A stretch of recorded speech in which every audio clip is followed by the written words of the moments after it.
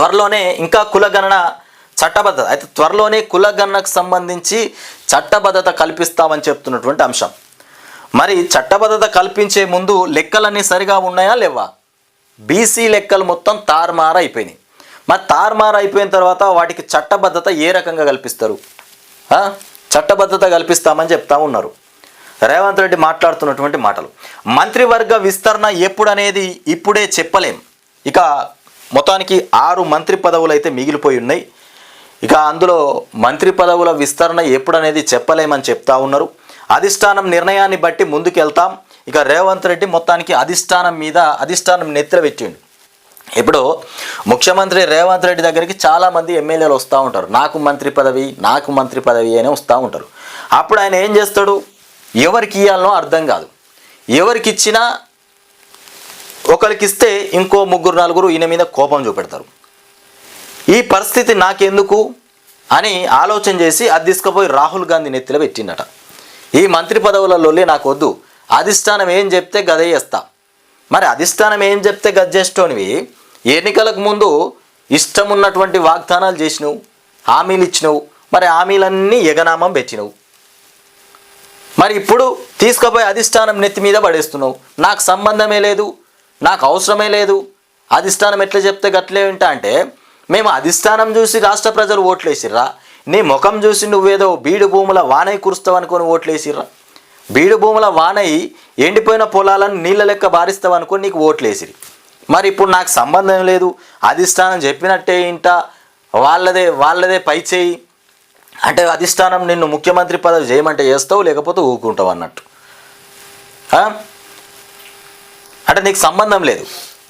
సంబంధం లేనోడు రాజకీయాల్లో చేరి ఈ రకంగా ఇవాళ ముఖ్యమంత్రి హోదా ఎందుకు తీసుకున్నావు? మరి అదే బట్టి విక్రమార్కకి ఇస్తే అయిపో, కోమటిరెడ్డికి ఇస్తే అయిపో, ఉత్తమ్ కుమార్ రెడ్డికి ఇస్తే అయిపో. ముందు పడి అధిష్టానము నిర్ణయం తీసుకొని ఎవరికి ఇవ్వాలో వాళ్ళకే ఇచ్చేది. మరి నాకే ముఖ్యమంత్రి పదవి కావాలని నువ్వెందుకు ముందుకు పోయినావు రేవంత్ రెడ్డి? ఇవాళ అధిష్టానం చెప్పినట్టే వింటా అని చెప్తున్నావు. పదవి కోసమేమో అధిష్టానం మాట లెక్క చేయవు, పనులు చేయాలంటేనేమో, పదవులు ఇవ్వాలంటేనేమో అధిష్టానము గుర్తుకొచ్చింది ఇలా.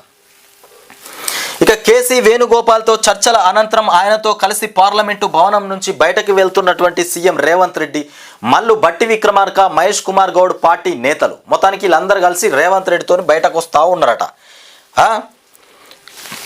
చర్చలు అయిపోయిన తర్వాత ఇక మోదీ ఓబీసీ కాదు, నాడు సీఎం పదవిని అడ్డం పెట్టుకొని లీగల్గా కన్వర్ట్ అయ్యారు. ఇక కేటీఆర్ను హరీష్ రావును అరెస్టు చేయాలన్న తొందర ఏమీ లేదు. కేటీఆర్ను హరీష్ రావును అరెస్టు చేయాలనేటువంటి తొందర లేదట వాళ్ళకి, రేవంత్ రెడ్డికి లేదా? మరి ఇక ఢిల్లీలో మీడియాతో ఇష్టగోష్ఠిలో రేవంత్ రెడ్డి మాట్లాడుతున్నటువంటి మాటలు, ఆయన ఇష్టం వచ్చినట్టుగా మాట్లాడుతున్నాడు. కేటీఆర్ను హరీష్ రావును ఇప్పుడే అరెస్ట్ చేయాల్సినటువంటి అవసరం లేదని నువ్వు చెప్పడం ఏంది? వాళ్ళు తప్పు చేసినట్టుగా ఆధారాలు దొరుకుతలేవు. ఫస్ట్ ఫార్ములా ఈ రేసుకు సంబంధించి తిరిగేసి మరిగేసి సిబిఐ ఈడీ ఎంక్వైరీ చేసి అన్ని ఎంక్వైరీలు చేసినా, ఎంక్వైరీ చేసినా, ఏ విచారణ జరిపినా సరైనటువంటి ఆధారం దొరక్క కేసు అక్కడనే పడిపోయింది. ఆధారాలు సరిగా లేక అది అటే పోయింది. ఇప్పుడు ఆ విచారణ బంద్ అయిపోయింది. ఫార్ములా ఈ రేసుకు సంబంధించి ఇక ఫోన్ ట్యాపింగ్ సంబంధించి దాన్ని కూడా పట్టుకొని పీకులాడుతూ ఉన్నాడు ముఖ్యమంత్రి రేవంత్ రెడ్డి. ఎక్కడ ఇరికిద్దామని చూస్తుండు, కానీ ఏ పీకులాట చేసినా ఎక్కడ కూడా ఏం రావట్లేదు ఆయనకు. దొరకట్లేదు, ఆధారం దొరకక అంతు చిక్కక ఆగమైపోతున్నటువంటి ముఖ్యమంత్రి రేవంత్ రెడ్డి. ఇక అదే కోణంలో ఇప్పుడే స్థానిక ఎన్నికలు వచ్చి తన మెడల మీద పడ్డాయి.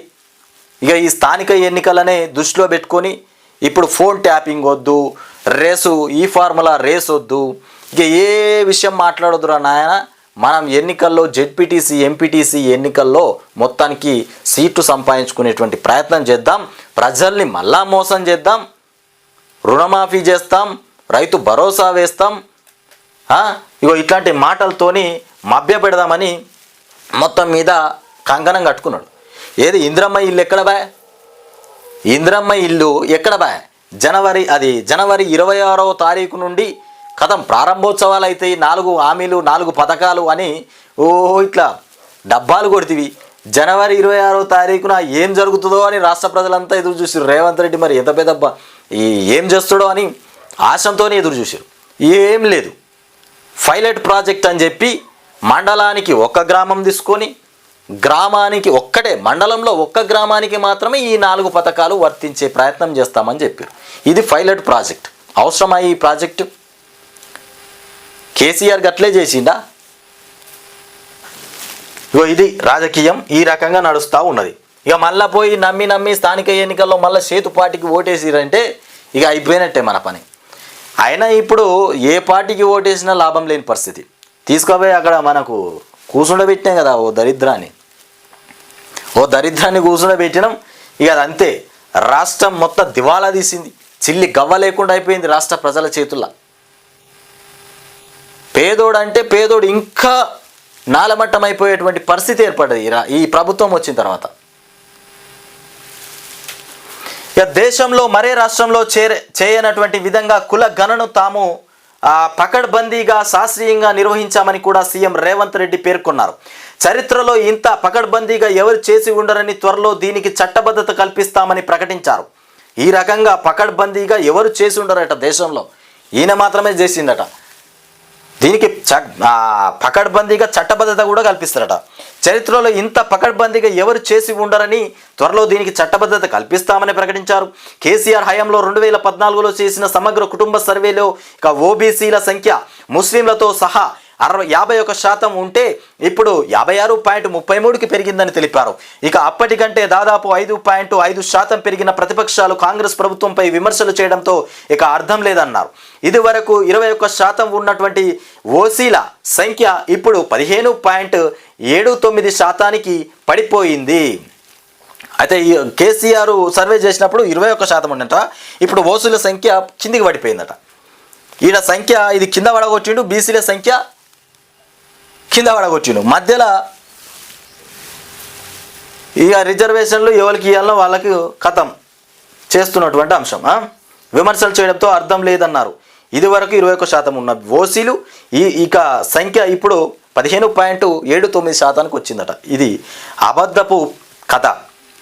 ఇక్కడ ఓసీలను అయితే ఇక్కడ ఓసీలు ఎక్కువ ఉన్నారు.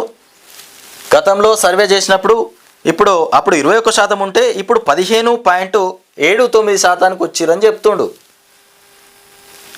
మరి పుసుక్కన బీసీల సంఖ్య ఎట్లా తగ్గింది అని ఎవరన్నా అడుగుతారేమో అని ఓసీలను తక్కువ చేసి చూపించేటువంటి ప్రయత్నం చేస్తున్నట్టు రేవంత్ రెడ్డి. మరి బీసీలే తగ్గిపోతే కూడా బాగుండదు, ప్రశ్నలు ఇంకా అధికమైపోతాయి. ఓసీలది ఇంకా జర పెంచినా కానీ వేరైపోతుంది. కాబట్టి అటు వాళ్ళను తగ్గించిండు, వాళ్ళని 20% తగ్గిస్తే వీళ్ళను కనీసం ఎంత తగ్గించిండు?